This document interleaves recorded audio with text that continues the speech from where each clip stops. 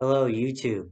This is Patrick from Heavy Therapy, and today is my first attempt at a review, and it is a review of the new Full of Hell album called Garden of Burning Apparitions, and this also acts as a mini collection update because I received my copy of the new Full of Hell full-length LP out on Relapse Records, and I really like that back artwork, probably a lot better than the front artwork. And also for the theme of this video, maybe I'm going to call this Review Corner, more relaxed. I'm not going to rush through this. I'm going to talk as if I was talking to friends who are over and we're talking about the new Full of Hell album, we're talking about music and so forth. So I'm going to just allow myself to be, just a bit more relaxed in this video, a bit more informal, and see how this turns out. So before I get into the new Full of Hell album, let me do a quick bio introduction to Full of Hell. So Full of Hell is a band that is hard to describe, which I always like that. So in general, let's start with Full of Hell is an extreme metal band from Ocean City, Maryland and Pennsylvania. They have been active since 2009 and they are very prolific in the number of releases that they have put out. But if you just think of their full-length albums, not including the full-length collaboration albums that they have done with The Body and Merzbow. This is their fifth full-length, so Full of Hell has five full-lengths. I happen to own the last two on vinyl. This here is Weeping Choir from 2019. And again, this here is the new one that just came out, Garden of Burning Apparitions. But before that, in 2011, they put out their first full-length album called Roots of Earth Are Consuming My Home, 2011. It's 28 minutes and 32 seconds. And when I was re-listening to that again today before I was making this video, I was reminded again that, so their first album, they really show their hardcore punk, and even drone influences. So it's droney, there's hardcore punk, Dylan's vocals are mostly what you would find in hardcore punk, as opposed to what he would eventually develop a more dynamic, full ranged spectrum of growls and shrieks and screams. It's more of just that kind of mid range hardcore punk vocals for the most part. He gets a little lower as well. But Roots of Earth Are Consuming My Home is a good debut album. My favorite song on that is called Endless Drone. And yeah, so you already start seeing glimpses of what they were to become. But not everything is there yet. But that brings us to 2013. They put out Rudiments of Mutilation, 24 minutes and 14 seconds. So you're already seeing they like to have a compact track length. They're not putting out 45-minute albums, right? This is actually their longest album, the 2013 release. Sorry, let's start this over. So the 2011 release was 28 minutes and 32 seconds. The 2013 was 24 minutes and 14 seconds. This is my least favorite Full of Hell album. It's very droney, very drone slash grindcore. Definitely grindcore creeps in the most on this album as far as compared to their first one, and I like that. So you already have a band, and they already incorporate noise rock. So you're already having a lot of genre playing on album number two. Hardcore punk, drone, doom, noise rock, grindcore, particularly in the drums are really impressive. The drums by Dave Bland on the Southmore release. Um, Indigence and Guilt is my favorite song from Rudiments of Mutilation. Speed up 4 years, and in 2017 is where they really show their death metal influences. 2017 album is called Trumpeting Ecstasy, 23 minutes and 24 seconds. And yeah, it's a basically a flawless death grind album. Crawling back to God, gnawed flesh, at the cauldron's bottom. These are these are top-notch Full of Hell songs. And some of my other favorites. So in 2019 on Weeping Choir, right? The first song, Burning Mire, is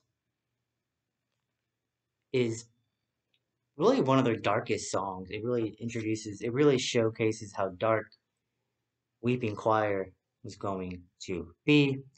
Then you have Thundering Hammers, Downward, Armory of Obsidian Glass, Yardrimal, The Many.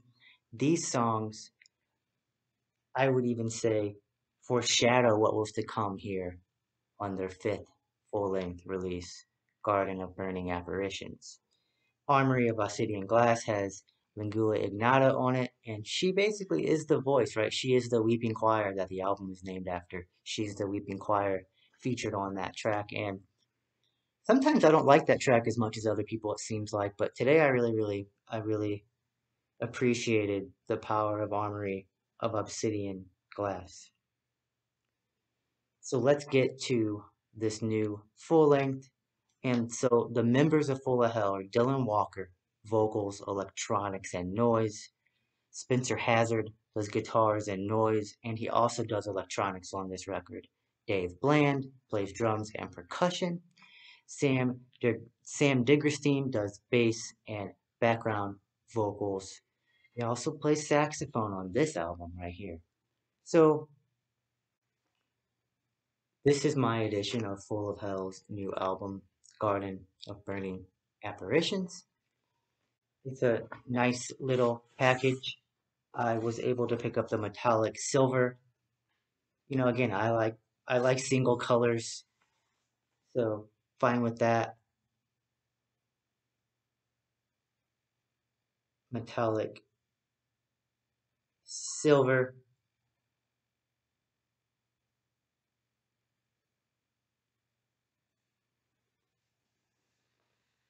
And then it also came with a booklet that has more artwork.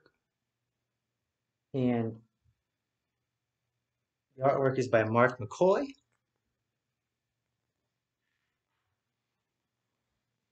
Just more really sort of leave it to your own imagination how to interpret them type imagery. Definitely, definitely is a full Catholic nun get up.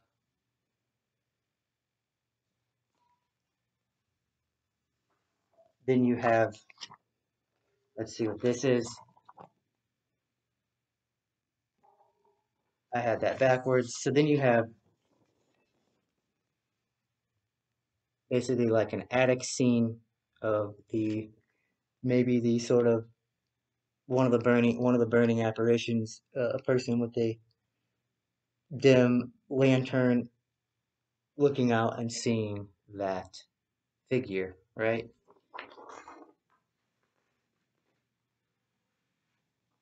Then you have this awesome looking tunnel imagery, and it probably corresponds with the song Reeking Tunnels. And then the guy on the cover, which I'll admit I don't like the cover all that much. It's the worst Full of Hell album cover.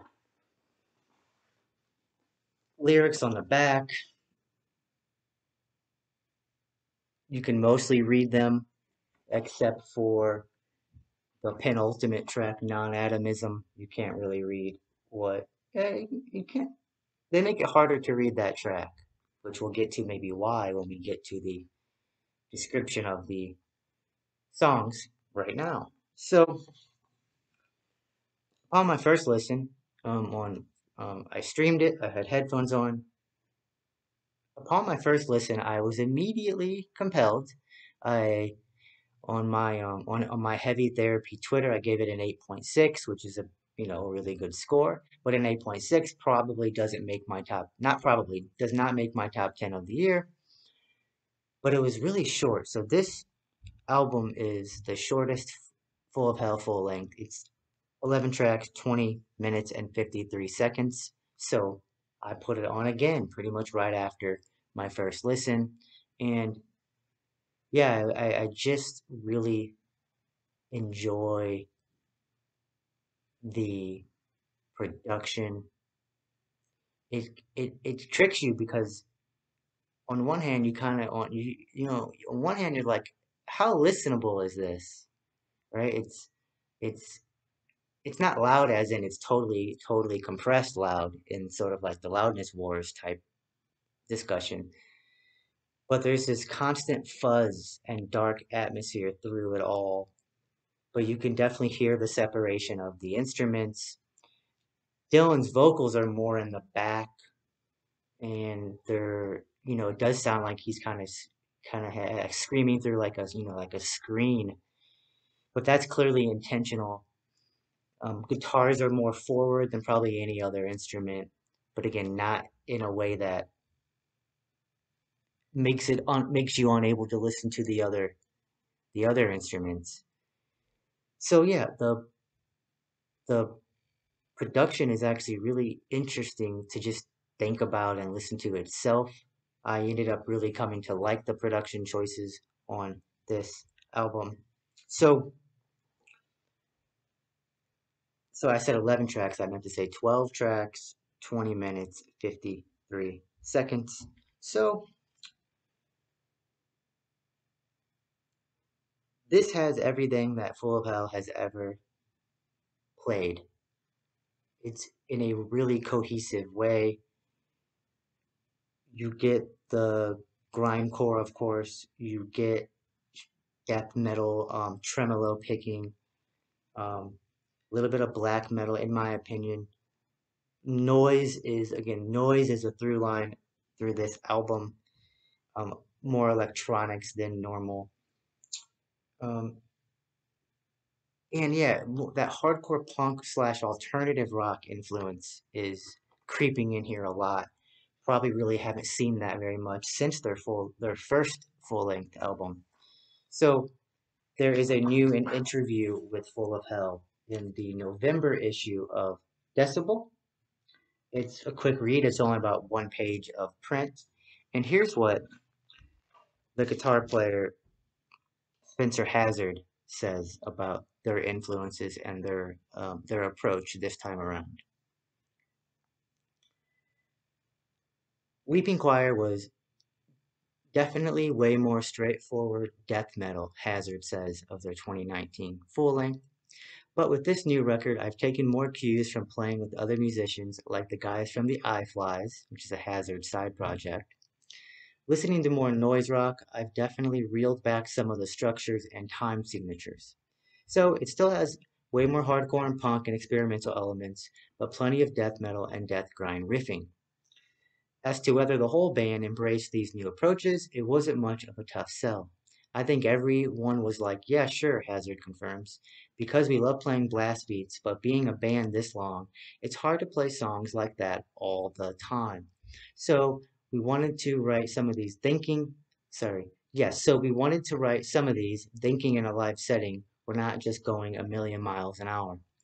We need more rock, noisy, slow stuff. It's still full of hell, even if it is a new influence. So if I read that before I heard this album, I might actually be a little worried because again, I mostly like death grind. I mean, when it comes to Full of Hell, I mostly want them to stay in that death grind space. And he had the word slow. The guitar player Spencer had the word slow in here. Slow stuff, rock, noisy, and that's not really the case. I mean, I see what he means. He's not misleading the audience, but this is proper Full of Hell. Um, it's just as heavy. It's just as chaotic. There is more groove, maybe, that creeps in, but these grooves are sick, sick, nasty grooves. And let me get to some of my favorite parts, favorite songs. So my absolute favorite song is track 5, Burning Apparition. It's one of the craziest songs I've ever heard. It has this amazing buzzsaw breakdown riff that's kind of like an anchor riff all the way through. That's broken up by these, yeah, chaotic mathcore Dillinger Escape Plan type riffs, and then they bring in back that sort of heavy groove buzzsaw breakdown riff twice, and then when you think it might not come back, they bring that they bring it back in, and they even have it even in a more like gritty, buzzier way at the very end. And Burning Apparition um, becomes one of my favorite Full of Hell songs of all time. Murmuring Foul Spring, track 3, has this hardcore stomp throughout it that really uh, would be a really fun to hear play live. And then you have Urchin Thrones has this bass saxophone and bass clarinet breakdown at the end, where I think the guitarist is also playing the same notes as well. But I'm also, like I said, I'm also pretty sure that's where the bass clarinet and bass saxophone is coming in and really is at the foreground of the auditory experience in that song.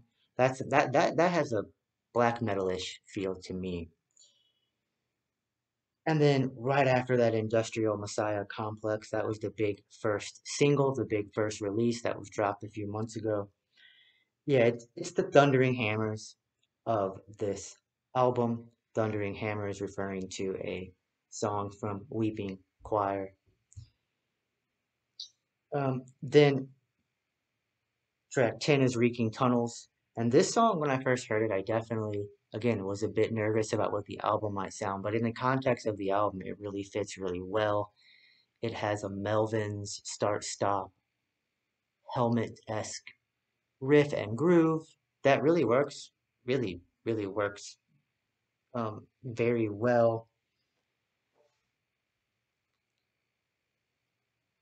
Then you're followed up by track 11, which is this less than a minute long noise track that has some nice percussion and drum going on.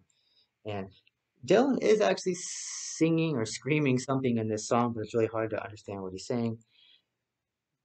Flows transitions well into the final track, Celestial Hierarch, which is another standout track. Has this big bass drop, doom metal breakdown type riff at the end that phases out into once again one of these auditory trauma. Sounds like locusts or ascending upon the barren field that they've already descended on before. That's why it's barren, right? And but it sounds like these locusts are coming in, and it's really buzzy to your ears, and it's hard to even listen to. Which Will Pell is not a stranger to including moments like that on nearly all of their albums. Okay, let's make this last minute or so snappy. So musicianship all around, I give, it's hard to, I give this band a 9. They're just fantastic musicians. The drummer is one of the craziest ever. You can watch live videos of him. I've never seen him live yet, so for me, watching live videos of Dave Bland is incredible to see. Dylan is one of the best vocalists in extreme metal.